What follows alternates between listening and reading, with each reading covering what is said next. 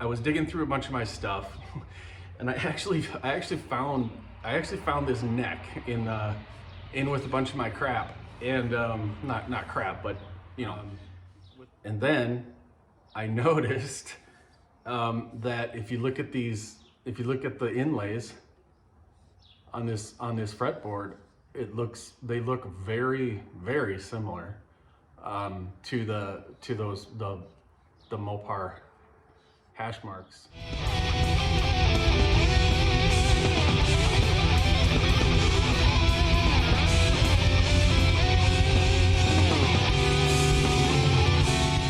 What's up, everybody? Welcome back to the Mopar Guitars YouTube channel. This is gonna be another short one, but I don't know, maybe kind of fun because as you can see there's quite a bit of green filler now on the body here. It's pretty much all prepped for paint. It's ready to get painted, but I'm not gonna actually show myself painting this, or at least I gotta prime it first. I'm not gonna show that in this video. I need to figure out a way to actually film myself painting guitars to where I'm not actually getting overspray on my camera.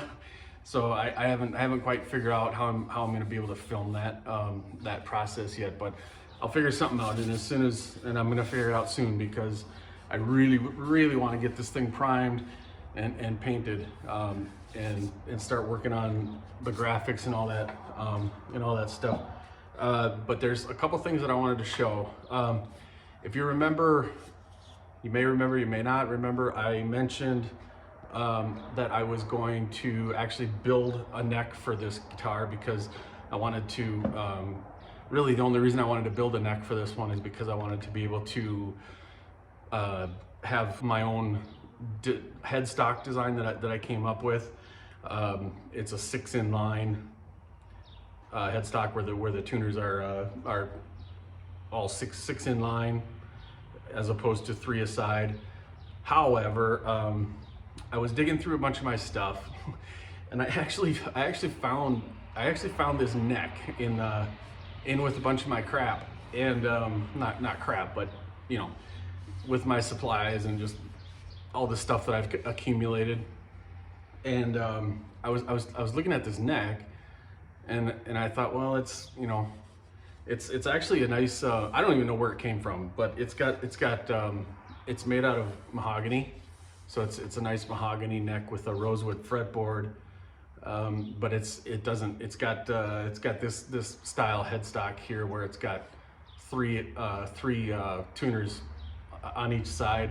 I can live with that, and I'll tell you why I can live with that, because for those who maybe don't know much about Mopar Guitar, within the last, I don't know, few years, Chrysler, Dodge Chrysler products, they have been putting what they call Hashmarks on their vehicles, on the quarter panels. Normally it's on the front quarter panels. I'll show you. I'll put a picture up here to show you what those hash marks look like. And then I noticed that if you look at the inlays on this fretboard, they look very, very similar to the Mopar Hashmarks. So I thought, why not? It's pretty fitting, and it happens to be the right scale for this one, and it actually fits. It actually fits really well in the neck pocket there. So yeah, so I'm gonna skip the part of building my own neck for this one, for the Mopar Guitar, and I'm just gonna go with that neck that I already had.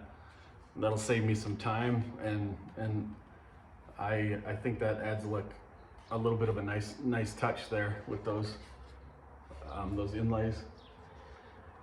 So the other part that I wanted to show you, because I don't think I've really seen too many other guitar builders show their subscribers this particular process, but as I said before, I need to make the cover for the control cavity, and so I've got this white plastic pickguard material, and I'm just gonna, again, there's many ways to do the same thing. Lots of people do things a lot differently than I do. I'm just showing you that this is how I do it. But I'm going to show the process of cutting out a control cavity cover that's to the same shape as what I've got here, so that it fits in perfectly. And I'll do that. I'll do that right now. All right. So you can't really see my face right now, but hell, you probably don't need to see my face. The first thing that I need to do is, so I've got, this is the template. So this is the actual shape of the cover.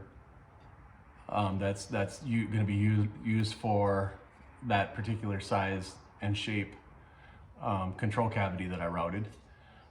So I need to just trace it onto here, and then cut it out on the bandsaw, and then I can take it over to the router table, and then get it routed to the exact shape. So I'm just gonna kind of draw that in right now.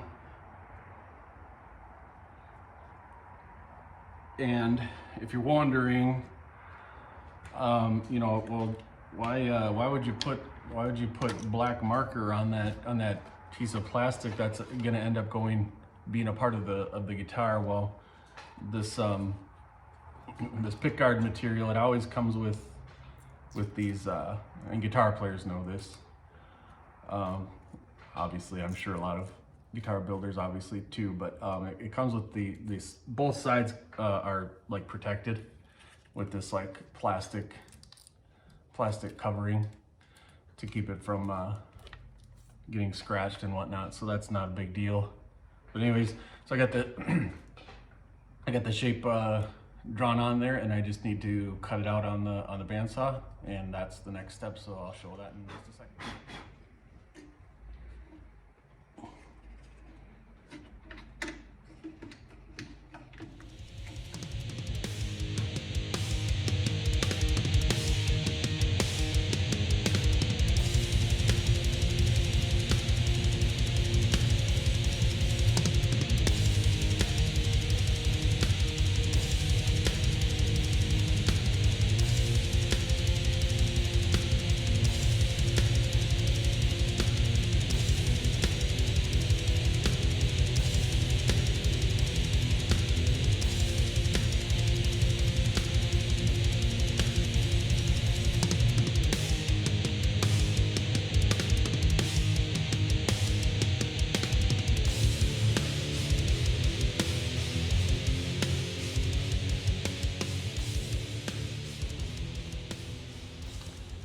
So there you go. That's kind of what it looks like now.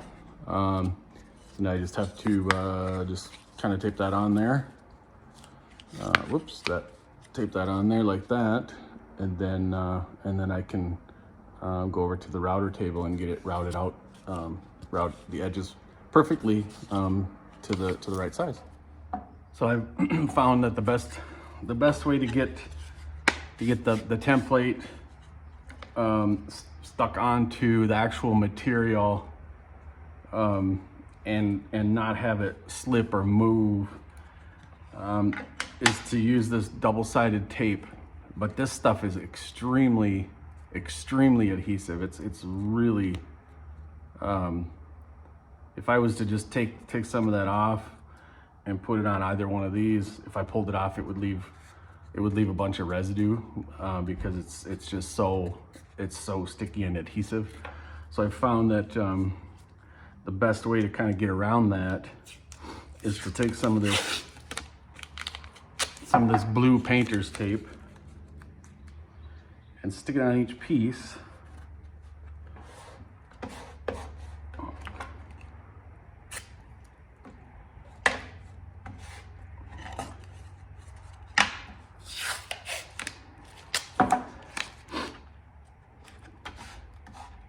That, and then I can go ahead and put my double-sided tape on there. Take this, and this is the tricky part, getting it lined up perfectly.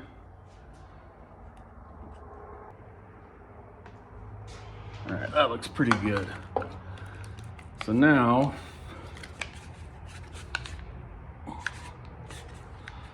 I've got that on there pretty well.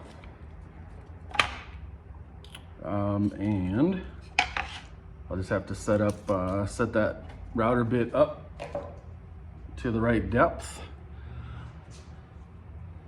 And I will do that right now.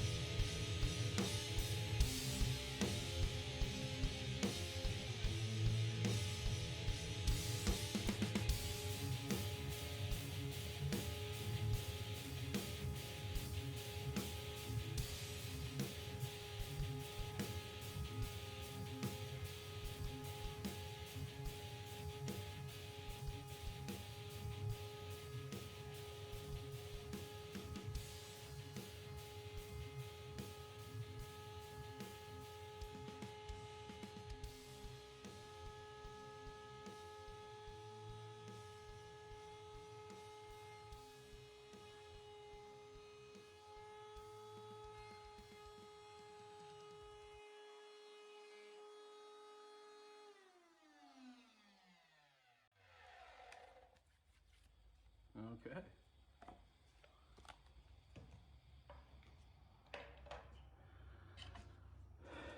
And now I can, even with those two pieces of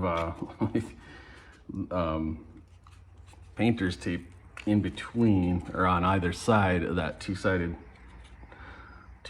tape, it's still really hard to pry that off, and I don't want to break either one of these two. So I'm trying to be as delicate as I can. There we go. Now it's starting to come loose.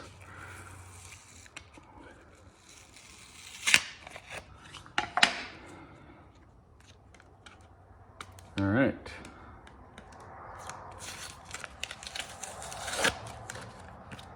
And so So there we have it, and you can kind of see. I mean, it looks a little rough around the edges, but it's actually nice and smooth, just like the template there. But because of that protective plastic stuff that's on there, it's, you know, it just looks a little funky, but I think we're good to go. I'll see if it fits. I don't quite have a perfect fit yet, but it's really close. And the reason why it's not a perfect fit is because there's still a little bit of grain filler that got into the grooves there, so it's a little tight, but that's no big deal. I can easily just sand that out and get that in there. So that's kind of how it'll look, and then I'll get screwed in there. I'll just have to drill some holes in some of these spots here, and we'll have a nice cover for the control cavity. So that's all I had for this one today. Like I said before, I'm going to figure out a way to be able to film myself painting so that I can show you that process. But I just have to figure out some way to isolate the camera from the area where I'm going to be painting, because I don't want overspray and stuff to get on the camera. So once I figure that out, I will be back and we'll get this thing painted up. So in the meantime, don't forget to hit the like button, hit the subscribe button, and ring the bell. Thanks.